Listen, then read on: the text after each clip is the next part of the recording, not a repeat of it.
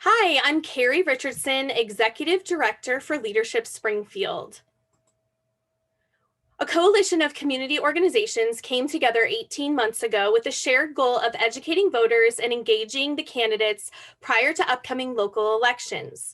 For the April 6th municipal election, the coalition will host a series of candidate interviews for the Springfield City Council, Springfield Mayor, and Springfield Public Schools Board of Education. The coalition members are Be Civil, Be Heard, Drury University's L.E. Metter Center for Politics and Citizenship, Junior League of Springfield, Leadership Springfield, League of Women Voters of Southwest Missouri, NAACP Springfield, Ozarks Technical Community College's Political Science Department, Ozarks Public Broadcasting KSMU Radio, Springfield Greene County Library District. Leadership Springfield is pleased to be the host for these candidate interviews for Springfield City Council General Seat A. Other partner organizations will be hosting the candidate interviews for the other races in the April election. Election Day is Tuesday, April 6th, 2021. If you have voting questions, you can call the Greene County Clerk's office at 417-868-4055. These are the list of candidates for Springfield City Council General Seat A in the order they will appear on the ballot. Alex Ayton, Justin Burnett, Randy Allen, and Heather Hardinger. There are 4 candidates for Springfield City Council General Seat A. We will interview each candidate one-on-one, followed by the next candidate. Each interview will be approximately 12 to 13 minutes in length for a total time of just under 1 hour. Each candidate will be asked the same questions with one question unique to each individual and will have the same amount of time to respond. The questions have been submitted by the coalition partner organizations and were not provided to the candidates in advance. The order of the candidate interviews was determined by a random drawing. The candidates will engage in a respectful conversation about why they are running for this position, why they are a qualified candidate, what their policy positions are, and how they would serve in this position if elected. No part of this recording may be reproduced or transmitted in any form or by any means, electronic or mechanical, without the written permission of the copyright holder, in this case, which is Leadership Springfield. The forum will be recorded and posted on websites, and we will give you those website addresses at the conclusion of the interviews.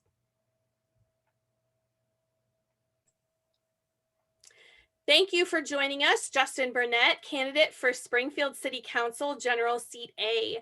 Justin can be reached at this website, email address, and Facebook page, and we're going to go ahead and dive into questions. As a reminder, each candidate will be asked the same 5 questions along with one separate individual question. Justin, the first question, you have 2 minutes to respond. I'll read the question and then start the timer. Justin, every candidate running for public office does so because they believe they can make a positive impact and want to make their community a better place to live. What specifically motivated you to run for this office, and why are you a qualified candidate? You have 2 minutes to begin. Well, this past year has been a very difficult year in the middle of a global pandemic, and so many Springfieldians have suffered unimaginable loss. My family lost a loved one, my grandmother. She had a sudden illness. And the most difficult aspect of that was the fact that we could not be with her to comfort her because we wanted to protect her both from COVID-19 and others in the hospital as well. And ultimately, we lost her. And that was a very challenging, difficult situation. And this is something that a lot of folks in our community are trying to process, how to grieve the loss of a loved one. And there's no right way to grieve. It takes time. And ultimately for me, I believe in finding a purpose, finding a cause to help others. And I believe in during this pandemic is so important. Whenever I see somebody who's my grandmother's age, I always think of her and the good times that we had and how important it is that we're mindful of protecting one another by wearing a mask, by social distancing, listening to the science, getting vaccinated when it's our turn. I've already pre-registered to do that. So leading with that science-based approach to protect other people who are vulnerable.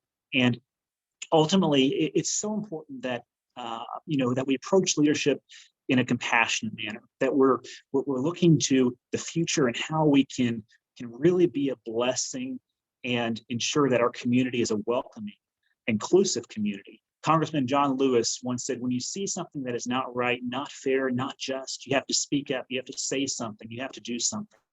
And so leadership is about doing something to make things that we see right. Thank you. Perfect timing there. I have a follow-up question with a 1-minute response. So, your motivation, the fact that the pandemic will eventually end, what will you do for the city at that point? And we have a 1-minute response. Absolutely. It's important that some of the main issues that we're facing, these have been long-term issues, but we've definitely seen them to a greater extent during this pandemic. Issues like homelessness, a lack of affordable housing, for example. We saw last year with the tragic loss of George Floyd and Breonna Taylor, a need for justice when it comes to policing, to ensure that we are an inclusive community. And so those issues are very important for us to discuss as a community and looking to solutions to those. For example, when it comes to policing, I believe the dual responder model is a very important aspect of policing that we need to be looking at. Denver, Colorado has adopted this, what that does is it has social workers that we send to a lot of these calls, and they've had great success as a community with that approach. And so homelessness, we'll talk about that more in depth later, but that's another issue that I've got a very comprehensive plan for. Thank you. Okay, next question. You'll have 2 minutes to respond to this question. One of Springfield City Council's priorities is quality of place, and that initiative includes the long-range vision and planning process of Forward Springfield. Have you taken part in this process or any of the community forums?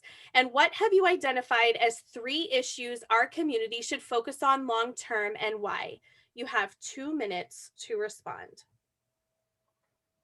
Yeah, I went to a speech as part of that process from the former mayor of Oklahoma City, and it was really fascinating to learn about what they had done there in Oklahoma City and how effective that had been. And so as we're looking at the planning process, it's very important that we're looking at issues that have been long-term issues from years of injustices. So for example, when we're discussing issues like redlining, how we can make sure that we're an inclusive community and counteract those long-term effects from those discriminatory practices from old. So planning is very important when communities talk about issues of equality and justice. So that's an aspect that we definitely need to focus on. We have to ensure that we have interconnected a community, that we have safe sidewalks and street crossings. And one of the neat approaches I've seen the city begin to adopt is these protected cross walks that we see one there on the north side of Springfield, there at Glenstone and Kearney.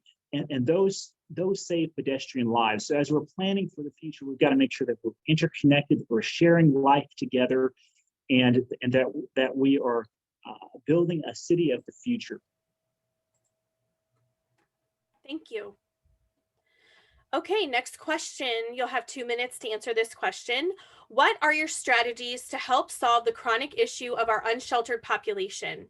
How do you propose collaboration to improve this issue? You have 2 minutes to answer the question. Homelessness is an issue that is near and dear to my heart. It's heartbreaking to see how many folks in our community are unsheltered.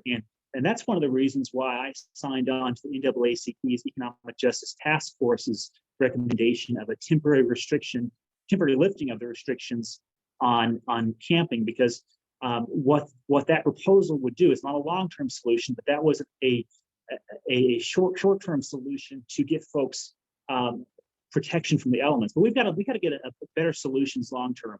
We've got to make sure that we have more shelter space available. And we've got wonderful nonprofits who are doing amazing work. But as a city, we're under-resourced in this area. We have one day shelter, which is the Veterans Coming Home Center, which does amazing work, but it's not enough for the need. We need to be looking at everything from providing paid staff from the city level to having a family shelter built. We need to be looking at what we can do to create affordable housing in an environment that that fosters that creation of affordable housing. So Kansas City is a really good model of where they're incentivizing development for affordable housing. So that's something else that we need to be looking at to make sure that we've got good long-term solutions to get people shelter and to embrace our shared humanity. Thank you. Next question, you'll have 2 minutes to answer this question. From the community focus report, what stands out as one of the most urgent red flags which needs to be addressed in our community? You have 2 minutes to answer the question.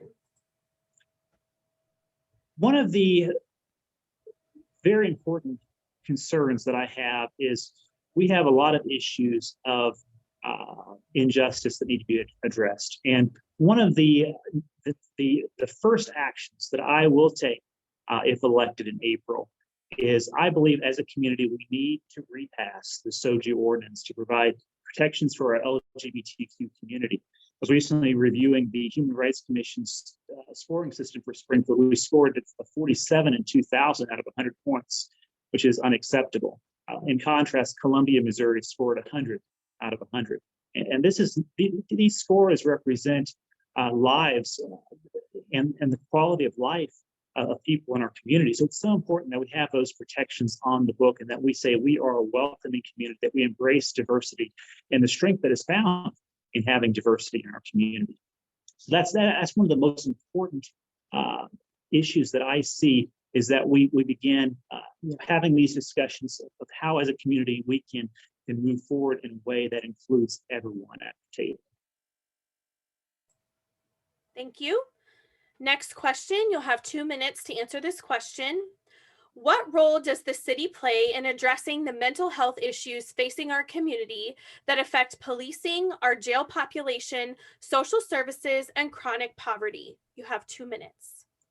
It's a very important discussion. As we're talking about a national discussion on policing, one of the things that I have seen that I think has had really good results is the dual responder model.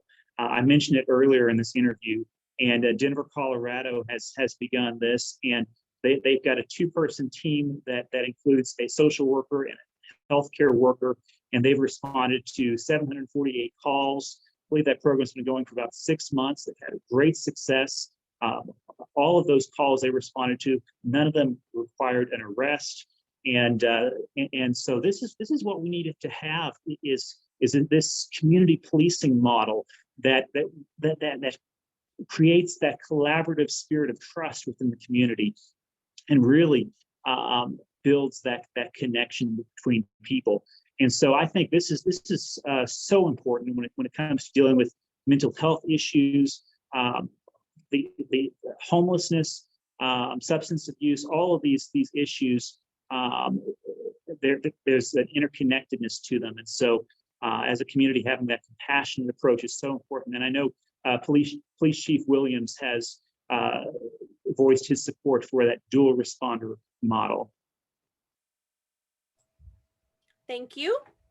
Okay, we have our final question, and this is a 1-minute response question, and it is specific to you, Justin. What are some ideas to enhance the efforts to revitalize Springfield's neighborhoods? Can you please answer that question in 1 minute? Yeah, one of the things that I'm really excited about is the Restore SGF initiative, and I think this is great because it's bringing organizations together to really revitalize Springfield. And reviewing the data, one of the concerns that I have at looking at our neighborhoods is that in Springfield, we have a higher percentage of renters than homeowners. And this is a unique situation to Springfield.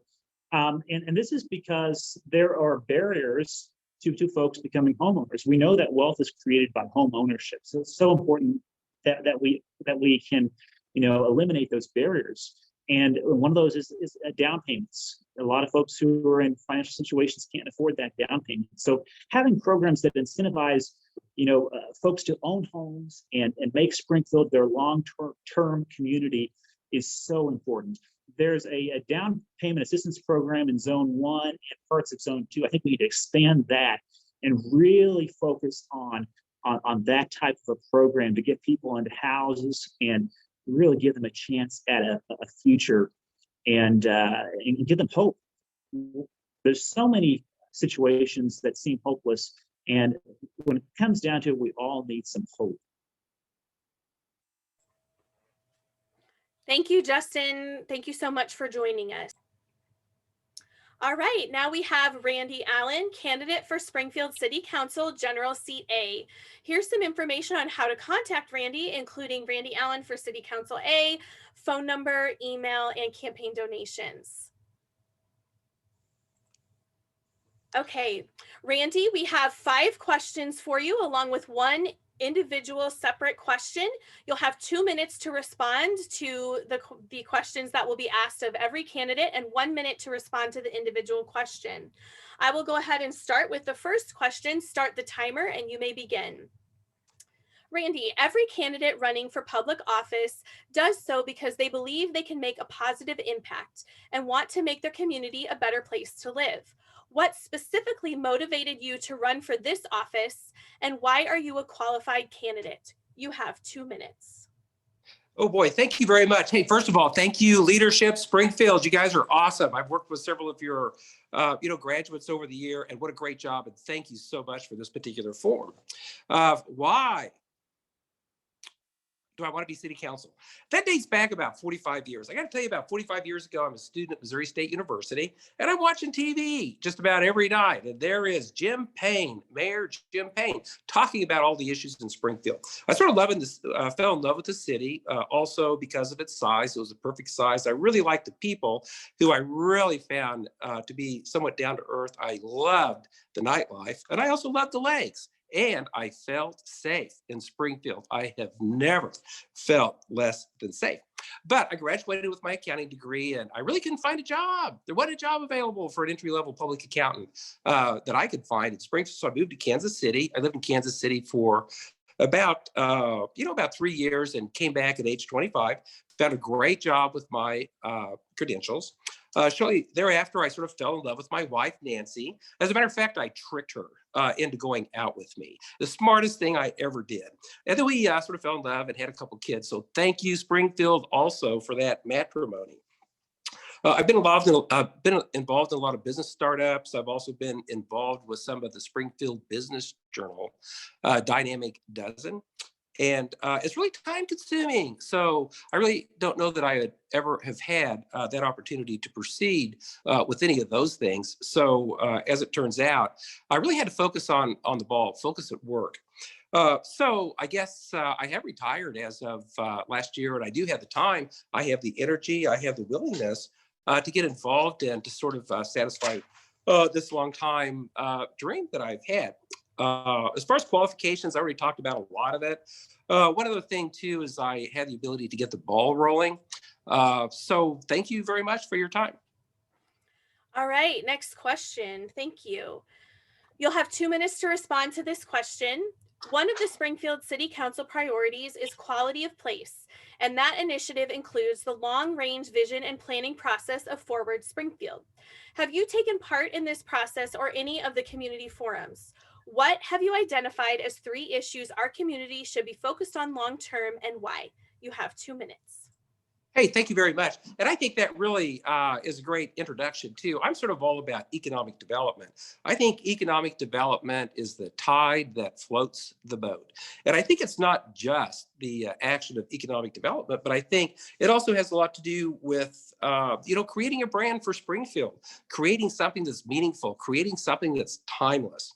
Yeah, for example, we have a lot of history around Jordan Valley Park. I really think we should focus more on that and sort of embrace some of our history.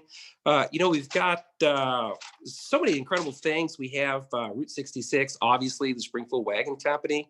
We exhumed about 100 Union soldiers that were found in an unmarked grave. Not that many years ago, we had the Trail of Tears, we have Lincoln School, we have Lincoln Cemetery, we have Pitts Chapel. We have all these sort of exciting things we need to look at. And also, as an analytic kind of guy, we need to look at our peers. How are our peers doing? Columbia, Missouri. Columbia, Missouri does great. How is Rogers, Arkansas doing? Rogers, Arkansas, are you kidding? They used to shop in Springfield. I have relatives down there. They would shop in Springfield. And today it's vice versa. I think that Springfield has really fallen behind this ball in regards to economic development, and also floating our boat. Economic development helps us with poverty. We're one of the worst poverty communities in Missouri. Even our surrounding suburbs have higher incomes than what we have in Springfield, and that's something we really need to focus on. That's something we really need to get behind as a team, and we need to figure it out. I did serve on the Springfield Public Building Corporation, and basically that's a separate entity from the city, but obviously we're connected since that's the sole purpose of this building corporation. And we got involved with financing and bonds associated with Jordan Valley Park. That's how the city was able to afford it at one time. We got involved with a lot of public works and things like that. So I've already been involved in a lot of the community development types of things heretofore, and look forward to continuing to do that. Thank you. All right, next question. You'll have 2 minutes to respond. Randy, what are your strategies to help solve the chronic issue of our unsheltered population? How do you propose collaboration to improve this issue? You'll have 2 minutes. Great question. And it's a complex issue. It's not easy. There are so many things that go on in connection with the homelessness. I will tell you this for sure.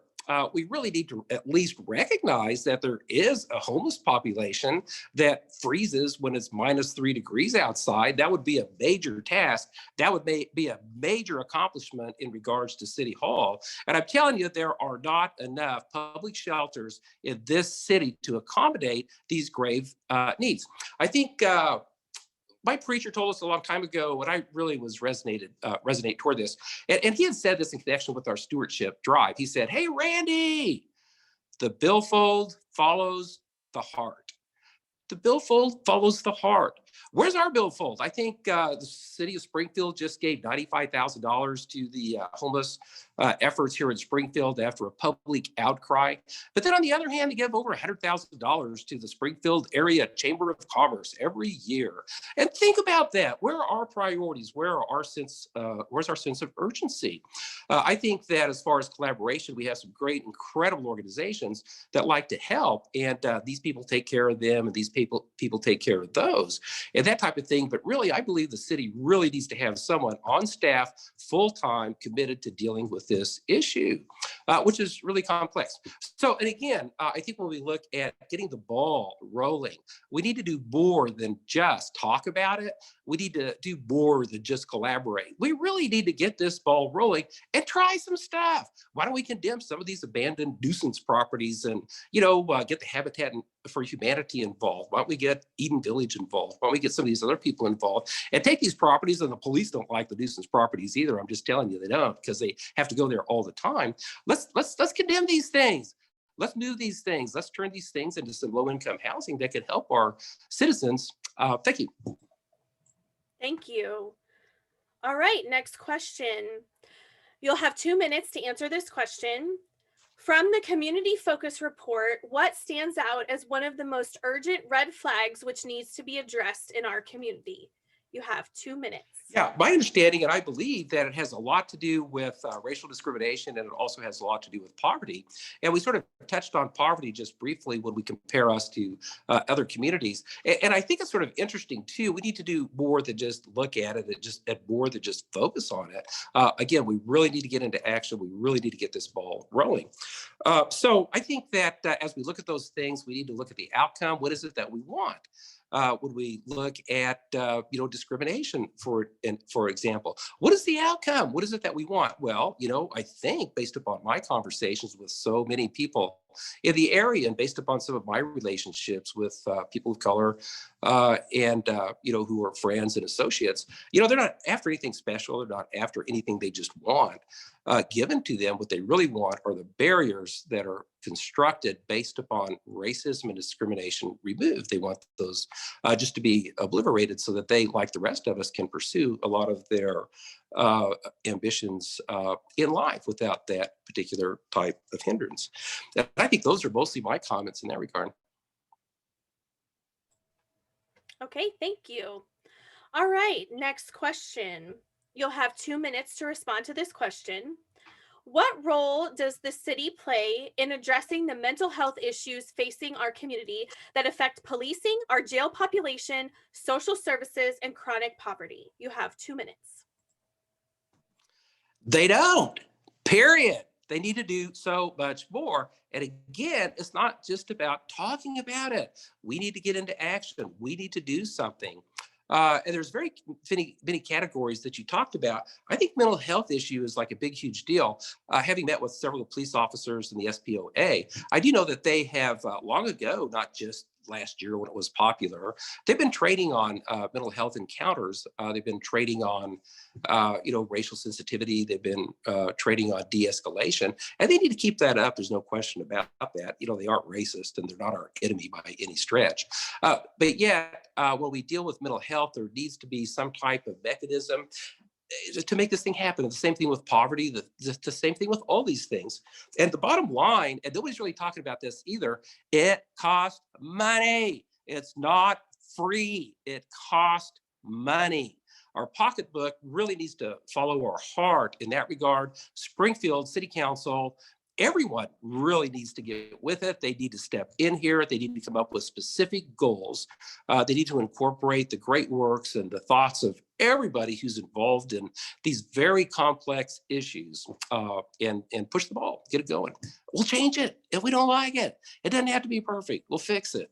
And the same thing would apply to, economic development. We talked about that. I think economic development in by itself could provide some type of benefit associated with poverty, especially to the extent it's augmented with education. And we have a pretty good educational system, no question about that. So as far as the homeless, again, I don't really have the answers totally. I just know that we need to get the ball rolling. We need to give it a try. We need to address that, and we need to spend money to help. Thank you. Okay, thank you. All right, Randy, last question, and this one is specific to you. You'll have 1 minute to respond. Randy, how can the city be a partner to help close the skills gap within our community? You have 1 minute. The skills gap, absolutely. I think that's what we're talking about. It's called economic development. It's about bringing in opportunities for people. It's about training. It's about education. It's about giving people an opportunity to pursue their dreams. To the extent, like me, I had to go to Kansas City to find a decent job. Why would I had to have done that? I think that that's something we really need to work on. I think it's found through economic development. I remember General Marty, just a great guy. He worked full time for the city in regards to economic development. And of course, he's long gone. I really miss him. So I'm not sure that anybody has really stepped in at this point to fill his shoes. I don't see anyone marshaling and marching new industry into Springfield. I just don't.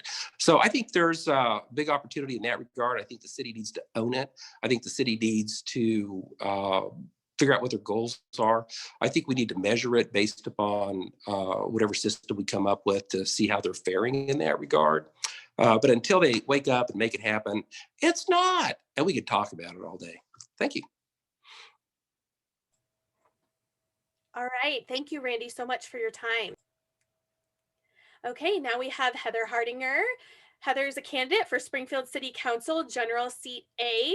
Here's some ways to contact her: committee to elect Heather Hardinger, email, website, Facebook, and Twitter accounts. All right, we'll go ahead and dive into the questions. Each candidate will be asked the same 5 questions along with one separate individual question. Heather, you'll have 2 minutes to answer the first 5 questions and 1 minute to answer the individual question. I will read the question, remind you how much time we have left, and you'll be able to answer the question. We'll start with the first one.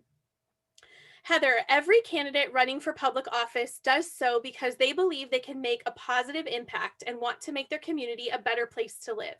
What specifically motivated you to run for this office, and why are you a qualified candidate? You have 2 minutes. Thank you so much for this opportunity to speak with you today. I am Heather Hardinger, and I have spent my entire career in public service in Springfield. And that's part of my motivation behind running. I've served on the mayor's Commission for Human Rights and Community Relations for about 3 years, and I chaired for 2 years. So I'm really hoping to take this public service opportunity to the next level by serving on council. I am committed to making Springfield a better place to live, work, and invest, a place where everybody has the opportunity to thrive and live the life that they want in Springfield. I've spent the last 5 years of my career as a workforce strategist for the Branson Chamber of Commerce, focusing on issues that affect economic growth in our region, such as talent attraction, affordable housing, public safety, access to healthcare, transportation and infrastructure, and promoting inclusion excellence through all of that work, all of which are top issues that face our community right now.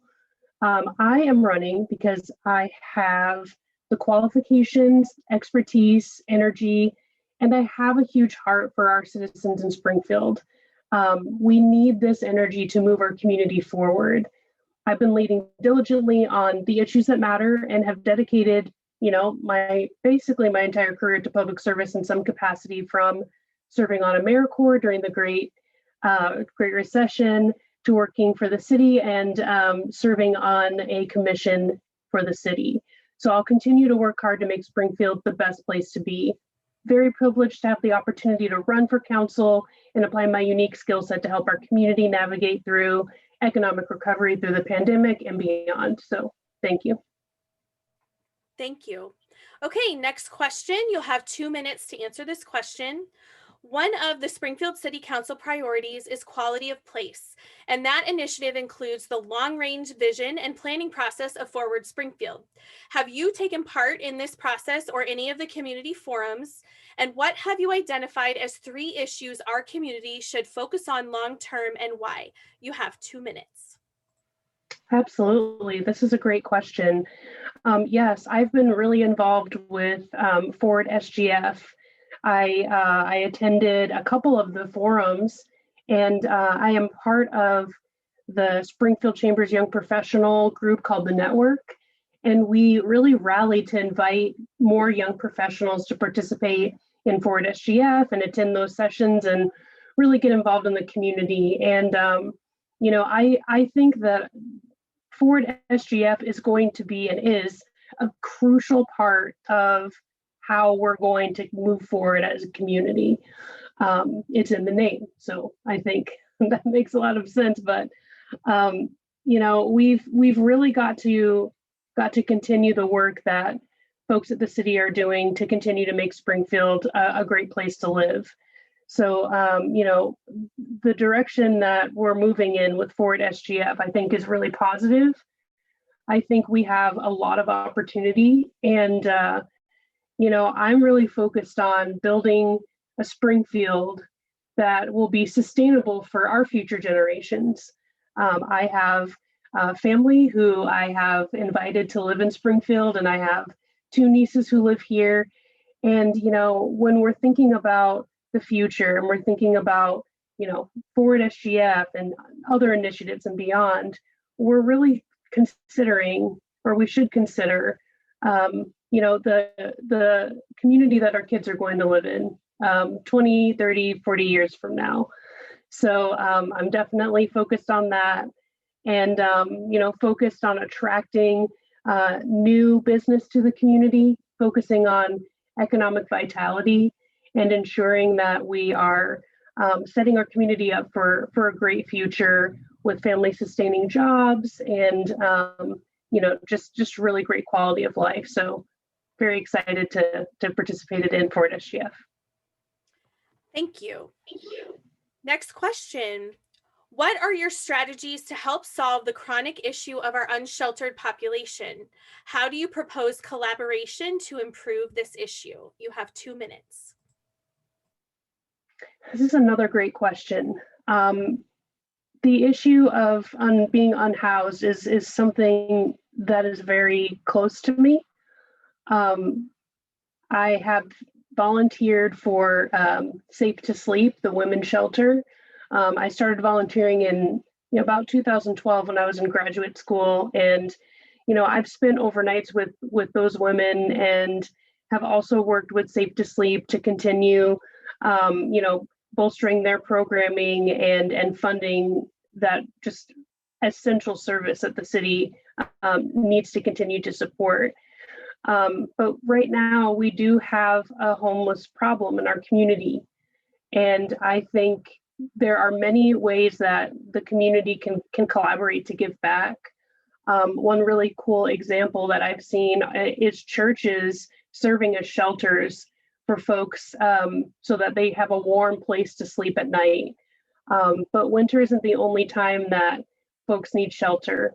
So the conversation about the unhoused goes beyond just giving someone a place to sleep for the night and making sure that they're safe, but it's continuing the conversation about future developments in affordable housing, housing that folks can truly afford to live in and that's sustainable is really important, and especially with the folks who are transitioning from sleeping in the shelter, ensuring that we've got a great sustainability platform for them to be able to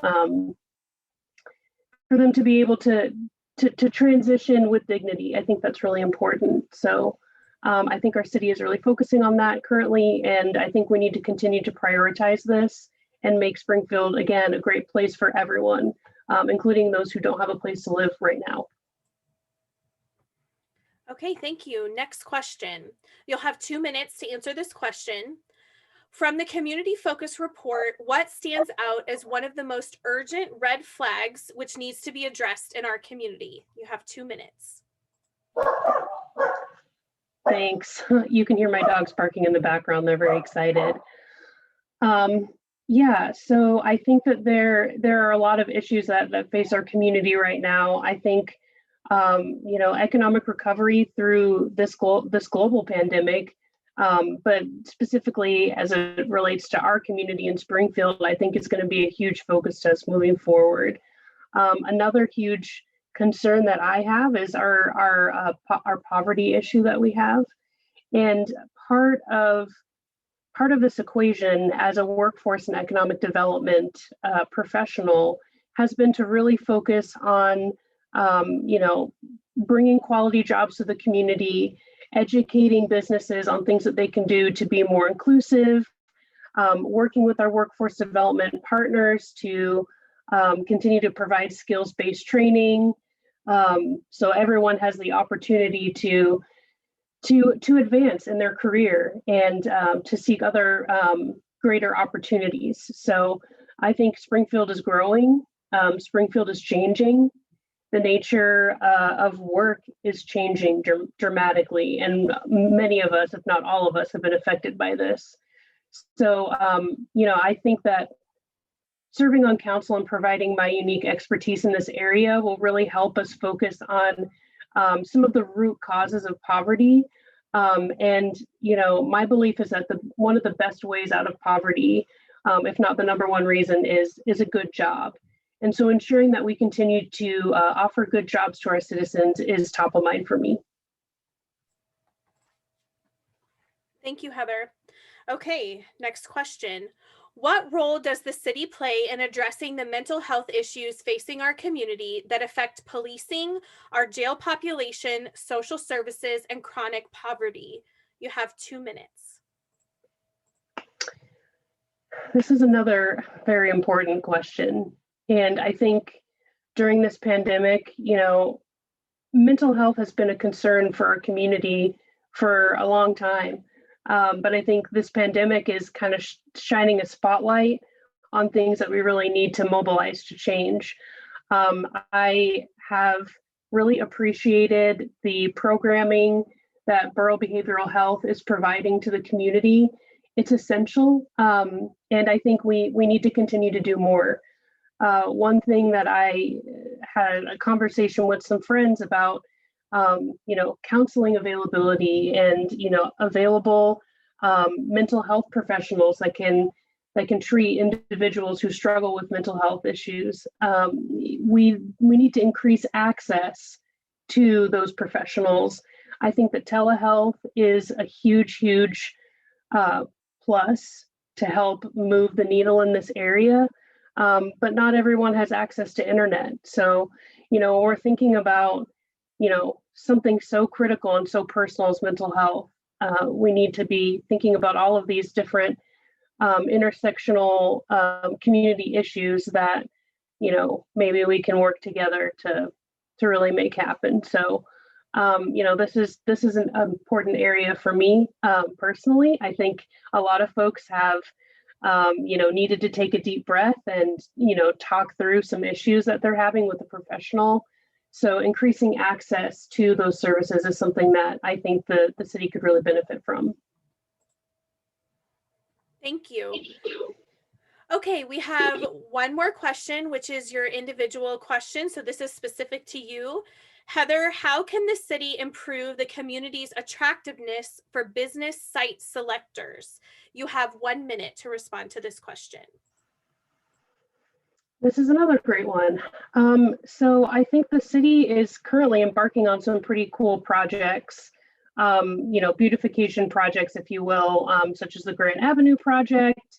And I really encourage and support that project. I think we've got a lot of citizens that truly care about our community that are speaking up and providing input and feedback on these processes. I think that's super crucial. Another thing that I would love to see is some additional empowerment for our neighborhoods. So I was talking to someone the other day about, beautifying their neighborhood and access to resources to do that. And I think that having a neighborhood that looks good and having a community that's strong is always a huge asset when site selectors are looking at communities, in addition to the workforce, skilled workforce and other strong economic drivers. I think, yes, definitely. Okay, great. Thank you, Heather, for your time. Now we have Alexander Ayton, candidate for Springfield City Council General Seat A. Here are some ways to contact Alexander: website, email, Facebook, and Twitter accounts. All right, Alexander, we have 5 questions. These questions are the same 5 questions that every candidate will be asked, and we'll have one individual question specific to you at the end of those 5 questions. You'll have 2 minutes to answer the questions and then 1 minute to answer your individual question. We'll go ahead and start with the first question. Alexander, you'll have 2 minutes for this question. Here it is. Every candidate running for public office does so because they believe they can make a positive impact and want to make their community a better place to live. What specifically motivated you to run for this office, and why are you a qualified candidate? You have 2 minutes. Yeah, well, I'm very excited, first of all, to be on this. When I was a kid, I was listening to KSMU and NPR a lot. So it's sort of surreal to know that this is going to be on the radio as well. So I'm very excited. I come from a family of teachers. My mother was a teacher, and she came to this country as an immigrant. And I don't think she ever thought that her son would be running for city council, but that background gave me a lot of cultural insights, and I've become a teacher myself. I'm a linguistics person, so I work at Missouri State University and I teach Russian at the Foreign Language Institute. So I've worked with a lot of different people. I've worked with a lot of different backgrounds and cultures. And that's given me a background in just uniting people, talking to people, and understanding what people need and what people want to see happen around them. So that's one thing that I'd like to be able to bring to council is the ability to listen to the people and make sure that we're doing what's in the best interest of all the people rather than what's in the best interest of any specific special interest group. Okay, thank you. Next question. You'll have 2 minutes to answer this question. One of the Springfield City Council priorities is quality of place, and that initiative includes the long range vision and planning process of Forward Springfield. Have you taken part in this process or any of the community forums?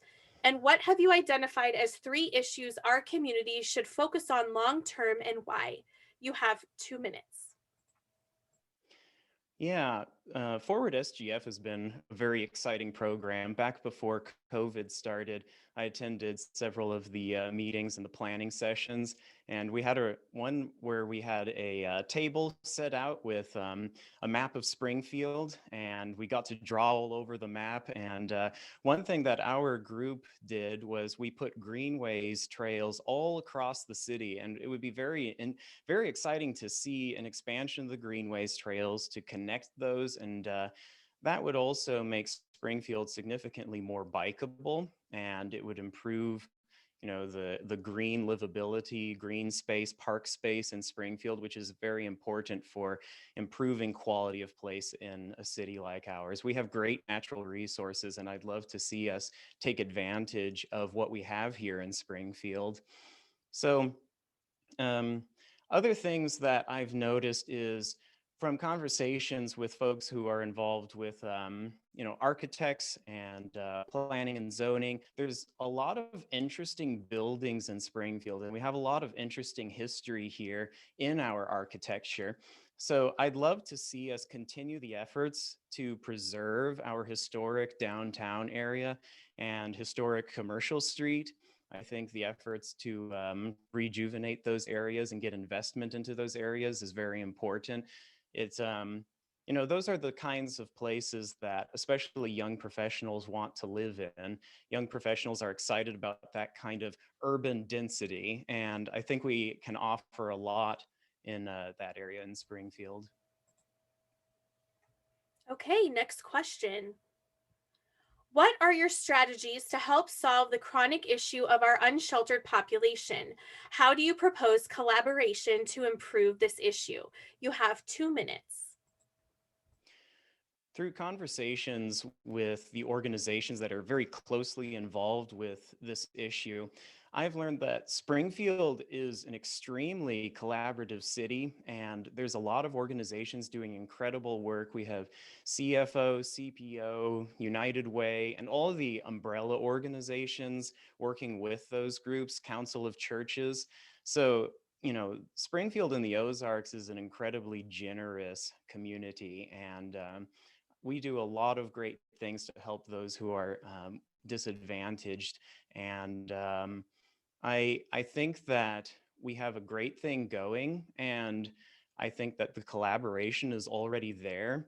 I think that it's important that the city council listens to people who are experts in helping folks who need that help in Springfield, because we do have very talented people in Springfield working on these problems and addressing challenges faced by those who are less fortunate. So I think city government can provide that sort of advisory role, that sort of collaborative linking groups of people together, helping people get connected where they can then have the best impact on helping people who need it.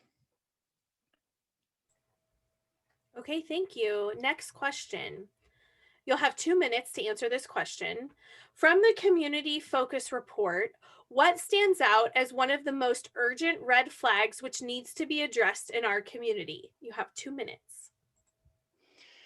So, one problem that I've heard a lot of from folks is that infrastructure needs to keep up with the development in Springfield.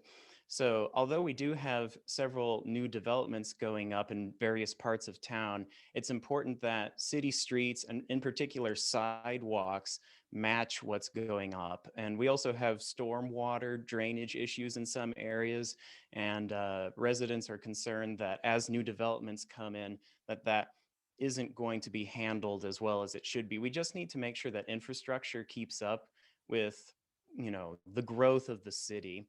And along with that, we have a lot of complaints about abandoned properties, nuisance homes. So what I understand is that the city's resources with BDS is limited. And so they're only able to take care of a certain number of nuisance properties before their budget is spent for the fiscal year. So I think one thing that we can do is we can look at how we can move resources into these areas, into these departments to make sure that we can address properties that are becoming security issues and health hazards for not only the people who occupy these abandoned structures, but also for the neighborhood around it. So those are the areas that I'd like to see additional attention focused. These problems have existed for a long time in Springfield, and it's important that we see some leadership on city council address these tough issues and make sure that we get the resources in to actually take care of problems, because we know what the problems are, we know how to fix them. We just need to make sure that we get the job done. Thank you. Okay, next question. You'll have 2 minutes to answer this question. What role does the city play in addressing the mental health issues facing our community that affect policing, our jail population, social services, and chronic poverty? You have 2 minutes. So I see that a lot of problems that we have in society right now, they can be traced back to very sad circumstances, particularly in childhood, physical, emotional, sexual abuse. And these things often lead into other problems later in life, among them drug abuse. The opioid crisis has hit our region particularly hard. I know people who have unfortunately slid into these kinds of difficulties, and it's a really complicated problem. From what I hear, it's going to be important that we address the causes and try to get to the root issue in order to cut these problems off before they start to develop. So how we do that, I'm really not quite sure. There's a lot of experts who are working in the field in this, and I think that, like I've said, we can make sure that we collaborate with these organizations and individuals who really know their stuff about how we can help people. Um, so I'm encouraged when I see how well folks in our city work together. One area that I would like to see is additional resources go towards hiring additional police officers. Unfortunately, Springfield is, depending on who you talk to, it could be 40 to 60 police officers short. And that leaves a lot of people at risk. Unfortunately, there's apparently something like 5 shootings in Springfield per day. And these are kind of unacceptable rates, and there are common sense solutions. We need more police officers in order to provide security in our neighborhoods. And I think some of these solutions in that regard are pretty simple. Thank you. Okay, Alexander, we have one more question, and it's your individual specific question. You'll have 1 minute to answer this question. How do you think the city should use economic development incentives for big impact projects? You have 1 minute. Yeah, there's been a lot of good incentives created in order to get development going in parts of the city. What I would like to see is the same resources, the same incentives in terms of tax incentives for developers to spur development and investment in the north side of town and also in our urban cores like in downtown and on Commercial Street.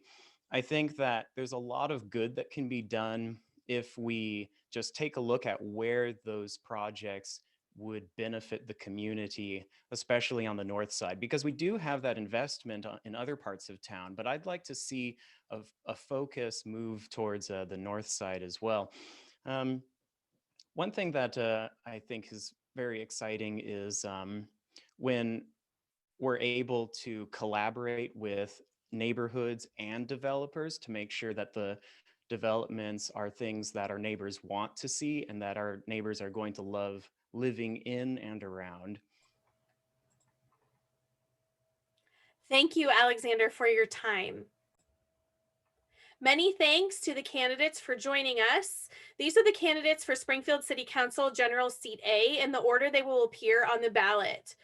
You'll see the order that the candidates were interviewed and contact information for each of them.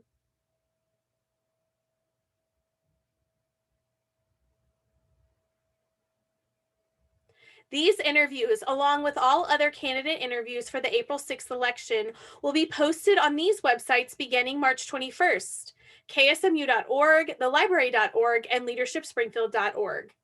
As a reminder, no part of this video may be reproduced or transmitted in any form or by any means, electronic or mechanical, without the written permission of the copyright holder, which is Leadership Springfield. Many thanks to the candidates for participating in these interviews and sharing their views with the public. We want to thank you so much for joining us. Please support your candidate, but if your candidate is not elected, we encourage you to keep an open dialogue with whoever is elected. Thank you for joining our candidate forum.